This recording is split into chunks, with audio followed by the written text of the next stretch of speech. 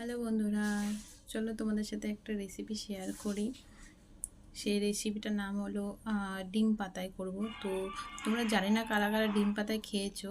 যদি খেয়ে থাকো তাহলে তো ভালো কথা, আর না যদি খেয়ে থাকো তাহলে অবশ্যই ভিডিওটা দেখো আর বাড়িতে বানিয়ে দেখবে, অবশ্যই ভালো লাগবে। চলো তোমাদের দেখাই আমি।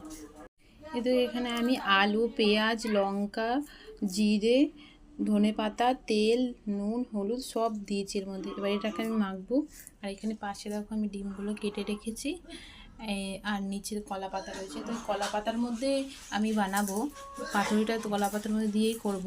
আর এখানটায় আমি দেখো রেসিপিটা যেটা বলেছি এখানটায় এটা আমি মাখবো। এখন দেখো আমি তেলটা কলা পাতার মধ্যে মেখেছি। এবার আমি মশলাটা দেবো এখানটায়। তোমরাও অবশ্যই বাড়িতে ট্রাই করে দেখবে, ভালো লাগবে। গরম গরম ভাতের সঙ্গে খুব ভালো লাগবে খেতে। তোমরা অবশ্যই ট্রাই করবে বাড়িতে, আর করে আমাকে অবশ্যই